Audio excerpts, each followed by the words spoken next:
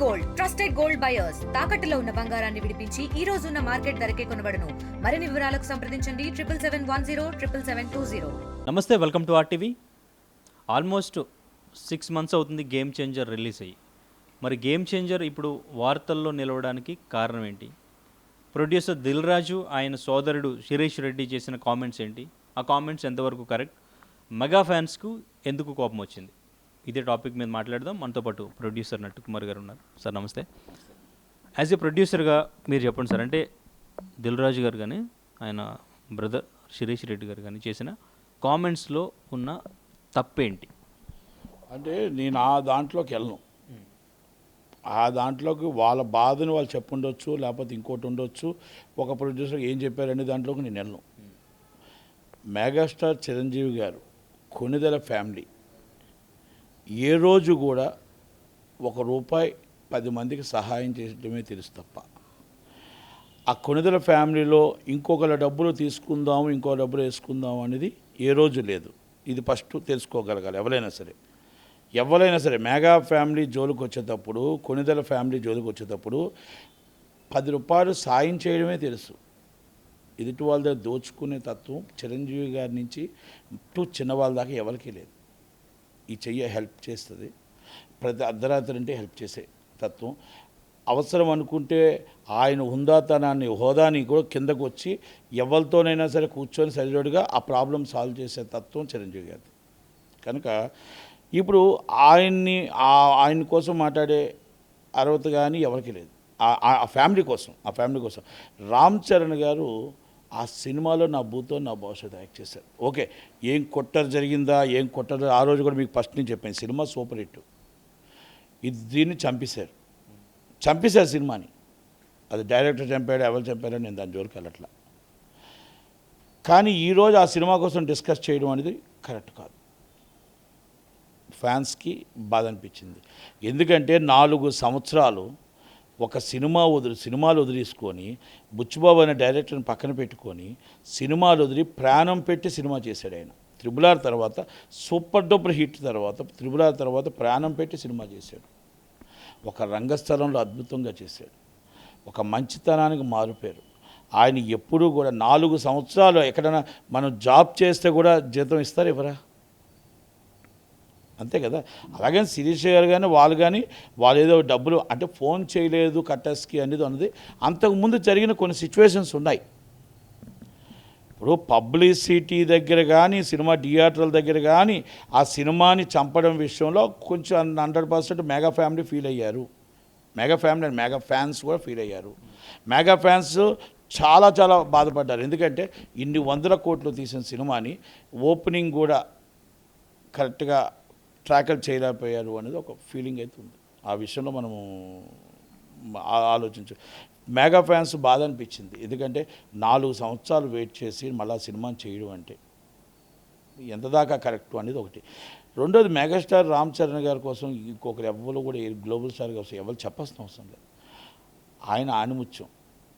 చిరంజీవి గారికి అంటే ఆయనకి చెయ్యికి అడ్డు ఉండదు, ఏదైనా ఇస్తాడు. అంతకన్నా ఎక్కువ వాళ్ళ ఫ్యామిలీ రామ్ చరణ్ గారు మిస్సెస్, కనుక ఆయన పవన్ కళ్యాణ్ గారు. కనుక వాళ్ళ కోసం మనం మాట్లాడితే కరెక్ట్ కాదేమో. ఎవరైనా సరే ఆ ఫ్యామిలీ కోసం ఇలా ఏదైతే చూపించడానికి ఎవరికి రైట్ లేదు. కనుక ఫ్యాన్స్ అంత రియాక్ట్ అవ్వడానికి కారణం అది. ఈరోజు బ్లడ్ బ్యాంకు, ఈరోజు డొనేషన్స్, ఈరోజు ప్రతి ఒక్కరికి ఆపదంటే ఆదుకోవడం, కొణిదెల ఫ్యామిలీతో పెట్టేది వాళ్ళకి 10 మందికి హెల్ప్ చేయడమే తెలుసు. కనుక మనం ఈరోజు శిరీష్ గారు, దిల్ రాజు గారు ఏ ఉద్దేశంతో మాట్లాడారో, ఏ ఉద్దేశంతో అని అన్నారో, ఏ ఉద్దేశంతో వచ్చిందో, ఇది రాకుండా ఉంటే బాగుండేది. ఇది మాట్లాడకుండా ఉంటే బాగుండేది. ఎందుకంటే ఆయన ఒక సీనియర్ ప్రొడ్యూసర్.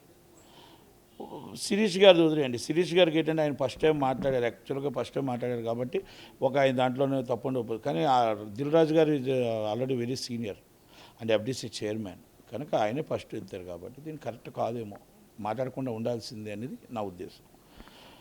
అలాగే నేను ఇంకోటి కూడా చెప్తున్నా, ఎవరైనా మెగాస్టార్ ఫ్యామిలీ కోసం కానీ, కొణిదెల ఫ్యామిలీ కోసం కానీ మాట్లాడితే ఫ్యాన్స్ ఎంత హుందాతనంగా ఉంటారో, ఎంత ఎంత ఓపికతో ఉంటారో అంత ఓపిక నశించిపోతుంది.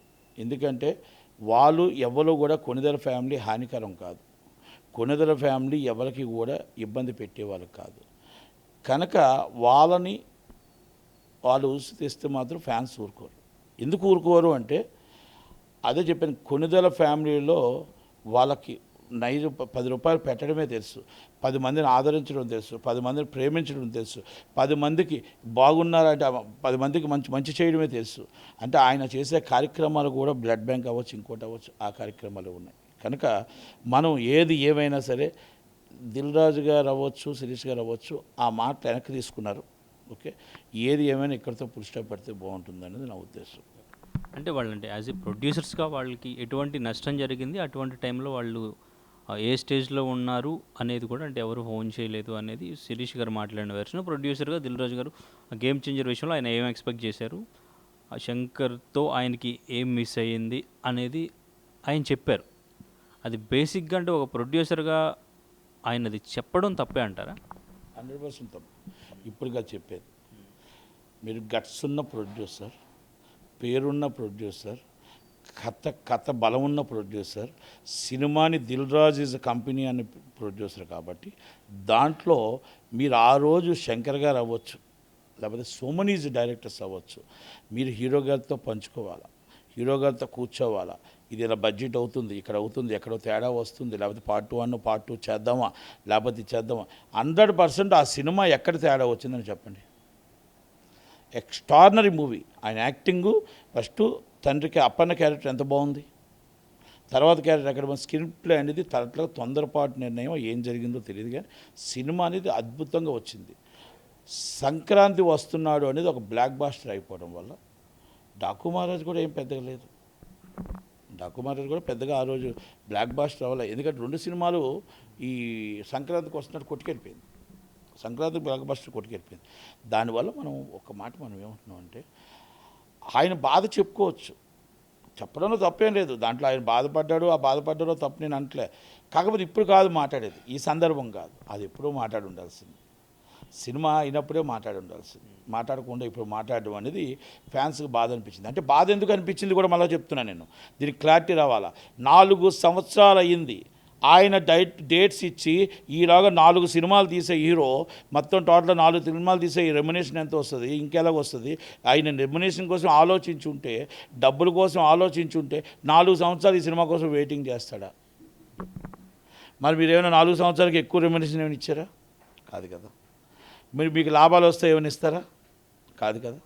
అదే రెమ్యునరేషన్ గురించి కూడా అదే మాట్లాడారు. అంటే వెనక్కి వాళ్ళు ఇవ్వడం కానీ, ఇవ్వమని మేము అడగడం కానీ, అటువంటి స్టేజ్లో ఉండడం కానీ అనేది చెప్పారు. ఆ స్టేజ్లో మేము లేవని కూడా చెప్పారు వాళ్ళు. ఆ స్టేజ్లో మేము లేవు, అందుకంటే అంటే ఎక్కడో ఒక డిఫరెన్స్ వచ్చింది అనేది నాకు తెలుసు, కొన్ని మైక్ ముందు చెప్పలేం. అంటే సార్ ఇప్పుడు ఒక ప్రొడ్యూసర్ కంటే భారీ బడ్జెట్ ఉన్న మూవీని ప్రొడ్యూస్ చేసినప్పుడు నష్టాలు వచ్చినప్పుడు బేసిక్గా హీరో నుంచి ఏదో ఒకటి రెమ్యునరేషన్ వెనక్కి ఇవ్వడం, లేదంటే అక్కడ నుంచి ఏదైనా సపోర్ట్ నెక్స్ట్ ప్రాజెక్ట్కి ఏదైనా ప్రామిస్ ఇవ్వడం, ఇటువంటిది ఏదో ఒకటి జరుగుతుంటుంది కదా. అంటే ఒక ప్రొడ్యూసర్కి స్టార్ హీరో నుంచి ఒక పెద్ద మూవీ ఫెయిల్ అయినప్పుడు ఎటువంటి సపోర్ట్ కావాలంటారు బేసిక్గా? No is a communications gap. అక్కడ ఆటోమేటిక్గా అక్కడ ఆ సినిమా కాడ పబ్లిసిటీ కాడ కానీ, ఇంకోటి కాడ కానీ, థియేటర్ కాడ కానీ కొన్ని కమ్యూనికేషన్స్ గ్యాప్స్ వచ్చాయి. దాంట్లో అవునన్నా కాదని ఒప్పుకోక తప్పదు.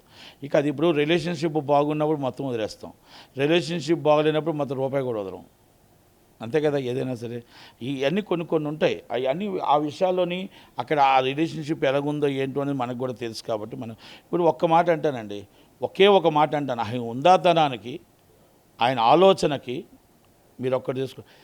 ఇప్పుడు నాట్కో టెస్ట్కి, దానికి రేవంత్ రెడ్డి గారు పిలిస్తే ఆయన మన విజయ్ దేవరకొండ గారు వచ్చారు. అంటే ఆయన హుందాతనంగా ఆయనేమి డబ్బులు తీసుకొని షోరూముల ఫంక్షన్కి వెళ్ళా, డబ్బులు తీసుకొని బట్టల షాప్ ఫంక్షన్కి వెళ్ళా, అంటే ప్రజల్ని అవేర్నెస్ చేయడం కోసం, మొత్తం టోటల్గా ప్రజలకి ఒక డ్రగ్స్ అనే మహమ్మారిని తరిమి కొట్టడం కోసం 3 గంటలు వెయిటింగ్ చేసి అక్కడ కూర్చొని ఉన్న వ్యక్తి ఎవరైనా ఉన్నారంటే గ్లోబల్ స్టార్ రామ్ చరణ్ అని చెప్తాను నేను. మరి అలాంటి వ్యక్తిని మరి మనం అంటే ఫ్యాన్స్కి బాధ అనిపిస్తుంది. అంటే ఒక మంచి వ్యక్తి, ఎదుటి వాళ్ళ కోసం కాంట్రవర్సీకి వెళ్ళే వ్యక్తి కాదు, ఎదుటి వాళ్ళ కోసం మాట్లాడే వ్యక్తి కాదు, ఎదుటి వాళ్ళ కోసం ఇంకొక మాట మాట్లాడే వ్యక్తి కాదు. అంటే ఇక్కడ దిల్ రాజు గారు, శిరీష్ గారు మాట్లాడింది ఏం లేదు. దాన్ని కొంతమంది ఫ్యాన్స్, అంటే మెగా ఫ్యాన్స్కి రెచ్చగొట్టింది కొంతమంది ఫ్యాన్స్, ట్రోల్ చేసింది కొంతమంది ఫ్యాన్స్. కానీ సార్, దిల్ రాజు గారు ఇంతకుముందు హరిహర వీరమల్ల విషయంలో కానివ్వండి, ఇప్పుడు ఈ గేమ్ చేంజర్ గురించి మాట్లాడిన దాని విషయంలో కానివ్వండి, మెగా ఫ్యాన్స్కి ఆయన యాంటీ అవుతున్నారు. బట్ ఆయన మాత్రం మాకు చిరంజీవి గారితోనూ రామ్ చరణ్ గారితోనూ మంచి రిలేషన్ అనేది ఉంది, నెక్స్ట్ కూడా ఒక మంచి ప్రాజెక్ట్ చేయబోతున్నాం అని కూడా ఆయన చెప్పారు. బట్ ఎందుకు అప్పుడు హరిహర వీరమల్ల టైంలో మెగా ఫ్యాన్స్ దిల్ రాజు, ఇప్పుడు గేమ్ చేంజర్కి దిల్ రాజు, సో ఎందుకు జరుగుతుంది? ఏంటి, రెండు విషయాలు ఉన్నాయి. పవన్ కళ్యాణ్ గారి దగ్గరికి వెళ్ళి హరిహర వీరమల్లప్పుడు మీరు డైరెక్ట్గా మాట్లాడాలని కూర్చొని మాట్లాడి ఉంటే అయిపోయాయి. ప్రెస్ మీట్ దీనికి. ఇప్పుడు ఇది ఉంది, చిరంజీవి గారి దగ్గరికి వెళ్ళి కూర్చొని, రామ్ చరణ్ గారి దగ్గరికి వెళ్ళి కూర్చొని మాట్లాడి ఉంటే అయిపోయాయి. ఇప్పుడు మీరే మాట్లాడి మీరే రెచ్చగొడుతున్నారు, కానీ ఫ్యాన్స్ ఏమైనా అంటున్నారా? ఇప్పుడు మీరు మాట్లాడుతున్నప్పుడు ఆ మాటలు కొంచెం నచ్చట్లేదు. అంటే మీరు ఏదో మాట్లాడాలనుకుంటున్నారు. అన్ని రోజులు మనవు కావు, ఒకటి గుర్తుపెట్టుకోవాలి. అన్ని రోజులు మనవు కావు. ఈరోజు మీది, రేపు నాది, రేపు ఇంకొకరిది. ఇండస్ట్రీకి మీరు కావాలి, ఇండస్ట్రీకి మీలాంటి వాళ్ళు ఉండాలి. కానీ అహంకారం తగ్గించుకోవాలి. దిల్ రాజు గారు, శిరీష్ గారికి ఆయనకి ఏం రాదండి. ఆయన అంటే బాలశంకరుడు, ఆయన ఏముందని. శిరీష్ గారు ఏంటంటే ఉన్నది మాట్లాడతాడు తప్ప ఆయనకు తెలియదు. అంటే బయట మామూలుగా మా అందరితో మాట్లాడతాడు కూడా ఉన్నదే మాట్లాడతాడు, ఆయనకు తెలియదు. ఈయన ఇప్పుడు దీంట్లో ఉన్నాడు కాబట్టి అనుకోకుండా జాగ్రత్తగా మాట్లాడాల్సి వస్తుంది, అంతే. అంతే తప్ప ఇది ఏది ఏమైనా మెగా ఫ్యాన్స్ ఆగ్రహానికి దాంట్లో విషయం ఉంది. ఎందుకంటే వాళ్ళు బాధపడిన దానికి, ఆగ్రహానికి, ఆయన మాట మీద ఆ సినిమాని, అంటే ప్రతిసారి ఒక మాట తీసుకొస్తున్నారు. అన్నీ మాకు బాగున్నాయి, అన్నీ మాకు బాగున్నాయి, తమ్ముడు ఇంటర్వ్యూలో కూడా అన్నీ బాగున్నాయి, ఈ సంవత్సరం మాకు game changer flop. Game changer flop అని ఎందుకంటానంట నేను? Game changer hit, game changer flop కాదు. కావాలని నాశనం చేశారని నేనంట. నేను ఒప్పుకోను ఫ్లాప్ అంటే. సినిమా వేద్దాం, దానికి అవార్డు ఎందుకు రాలేదు? నేషనల్ అవార్డు రావాల్సిన సినిమా. ఒక టిఎన్ శేషన్ గారు ఒక ఎలక్షన్ కమిషనర్ ఎలా ఉండాలి, ఒక ఐపీఎస్ ఎలా ఉండాలి, ఒక ఐఏఎస్ ఎలా ఉండాలి అని చూపించిన సినిమా చెడ్డ సినిమానా? మనం ఎందుకు తప్పు సినిమా మంచి సినిమా కాదని అంటాం? డబ్బు రాలేదని చెప్పండి. ఫ్లాప్ సినిమా అని చెప్తే ఒప్పుకోను. నేను అనేది అది. ఇది ఫ్లాప్ కాదు, సూపర్ డూపర్ హిట్ సినిమా. దాన్ని మనం కరెక్ట్గా చేయలేకపోయాం, అంతే. ఒప్పుకో. ఈ subject is super subject. Appanna character extraordinary subject. IPS subject super. TN Seshan గారి క్యారెక్టర్ ఎలక్షన్ కమిషనర్ ఎలా ఉండాలో అలా చేశాడు. ఎక్కడ సినిమా ఫ్లాపు? దాన్ని మీరే, మీ సినిమాని, మీ బిడ్డని మీరే కనుపరుచుకుంటూ మాకు ఇది డిసప్పాయింట్ అయింది, మేము ఫ్లాప్ ఇచ్చాం, అది ఫ్లాప్ కాదు అంటున్నాను.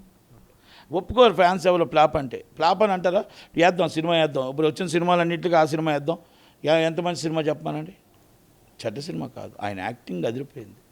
నా భూతో నా భవిష్యత్తు రామ్ చరణ్ గారిది. ఇద్దరు డబుల్ క్యారెక్టర్ ఎంత బాగా చేశారండి. మరి ఎందుకు ఫ్లాప్ అంటారు సినిమాని? మీరు గత నా ఇంటర్వ్యూస్ చూసుకోండి. ఫ్లాప్ అంటే నేను ఒప్పుకోను. ఫ్లాప్ అంటే తాట తీస్తా అని చెప్పి ఎవరికైనా సరే. ఫ్లాప్ కాదు, అది హిట్. మీరంతా మీరే మళ్ళీ ఆ సినిమాని ఫ్లాప్ అంటే బాధ అనిపించిందా ఫ్యాన్స్కి? ఇప్పుడు రామ్ చరణ్ మీరు అన్ని సినిమాలు హిట్ అని చెప్పుకుంటూ వచ్చి మరి ఈ సినిమా ఎందుకు ఎత్తాలి? ఇప్పుడు ఎత్తాల్సిన అవసరం, సందర్భం ఏముంది? సో అంటే ఓకే. సో వాళ్ళు తెలియకో అక్కడ సిచ్యువేషన్ బట్టి దాని గురించి మాట్లాడి ఉండొచ్చు. ఇప్పుడు అయిపోయింది ఆ సినిమా ఎఫెక్ట్ అంతా. ఇప్పుడు బాయ్కాట్ తమ్ముడు అని కూడా అంటున్నారు. సో తమ్ముడి మీద ఈ మెగా ఫ్యాన్స్ అనేది బాయ్కాట్ తమ్ముడు అని చెప్పేసి పెట్టడం, ఇప్పుడు ఈ సినిమా ఎఫెక్ట్ మళ్ళీ దాని మీద పడుతుంది, నెక్స్ట్ సినిమా మీద. ఎవరికి ఇష్టం ఉంటే, సినిమా బాగుంటే సినిమా చూస్తారు, బాగులేకపోతే ఎవరు చూడరు. ఎవరు బాయ్కాట్ ఉన్నా, బాయ్కాట్ కాకపోయినా సినిమా బాగుంటే ఎవరు ఆపలేరు. సినిమా బాగలేకపోతే ఎంత చెప్పినా చూడరు. మన రెండు విషయాలు తెలుసుకోవాలి. బాధతో, కోపంతో అంటారు, చూడడం మానేస్తారా? ఇప్పుడు నేను అంటాను, నేను బాయ్కాట్ అంటే మీ ఛానల్ రన్ చేయరు ఏంటి? అవునా కదా? ఒక వ్యక్తికి బాయ్కాట్కి సంబంధం ఉండదు. ఇప్పుడు సినిమా మెగా ఫ్యాన్స్ ఎప్పుడు కూడా వాళ్ళు 10 మందికి హెల్ప్ చేసేవాళ్ళే తప్ప 10 మందికి హానికరం చేసేవాళ్ళు కాదు. కొణిదెల ఫ్యామిలీలో మళ్ళా చెప్తున్నా, ఇంకొక సినిమాని ఇబ్బంది పెట్టే వ్యక్తి ఎప్పుడూ కాదు. ఇంకొక హీరో సినిమాని ఇబ్బంది పెట్టబోరు. వాళ్ళకి చిరంజీవి గారు అలా నేర్పించారు. చిరంజీవి గారు ఒక క్రమశిక్షణ నేర్పించారు. ఎదుటివాడిని దూషించకు, మనల్ని సర్దుకోండి, తగ్గి ఉండండి, మంచి చేయండి, చెడు చేయకండి, చెడుకు దూరంగా ఉండండి. అది అన్నీ ఆయన ఆలోచనతో చేశాడు. కనుక మనం ఈరోజు ఏదో అన్నారని ఆవేశంలో మనం అంటాం. ఆవేశంలో అంటప్పుడు కొంచెం కోపం ఉంటుంది, ఏదైతే ఇలాగ అన్నారని చెప్తాం. హీరోని తమ్ముడు సినిమాని ఎవ్వరు కూడా ఏది ఆపరు, ఏది చేయరు. అయితే సితారా అండ్ ఇంకా మైత్రి వీటికి సంబంధించి శిరీష్ గారు చేసిన కామెంట్స్ నక్కకి నాగలోకానికి ఉన్న తేడా ఉంది అని చెప్పి ఆయన చేసిన ఎక్స్పీరియన్స్, కొన్ని ఎగ్జాంపుల్స్ మూవీస్ విషయంలో ఎట్లా జరిగిందనేది చెప్పారు. సో మీరేం చెప్తారు? అది సితారా రియాక్ట్ అవ్వాలి, మైత్రి రియాక్ట్ అవ్వాలి తప్ప నాకేం తెలుసు, నాకేం తెలియదు. ఇప్పుడు అది కదండి, ఎంత నిజమో ఎంత అబద్ధాలు తెలియవు. 2 గ్రూప్ వార్లు నడుస్తున్నప్పుడు ఆ గ్రూప్ వార్లలో మనకు సంబంధం లేదు. దాంట్లో ఎవరు రియాక్ట్ అవ్వాల్సింది సితారా. ఆయన ఎంత మంచివాడు అనేది చెప్పాలా. మరి మైత్రి అన్నందుకు మైత్రి రియాక్ట్ అవ్వాలా. కనుక నాకు అవగాహన లేనప్పుడు నేను చెప్పడం కూడా కరెక్ట్ కాదు. కామెంట్స్లో నిజం ఉందా లేదా అని నేను దాని జోలికి వెళ్ళట్లే. కామెంట్స్ కరెక్ట్, నేను చాలా మంచివాడినని వంశీ చెప్పాలా, నేను చాలా చెడ్డవాడినని రవి చెప్పాలా. రవి మంచివాడిని అంటాడా లేకపోతే చెడ్డవాడిని అంటాడా అనేది వాళ్ళు చెప్పాలా. ఇదంతా తప్ప చెప్పింది, కామెంట్ చేసింది శిరీష్ గారు, చెప్పాల్సింది వాళ్ళిద్దరు. నేనెవరిని చెప్పడానికి?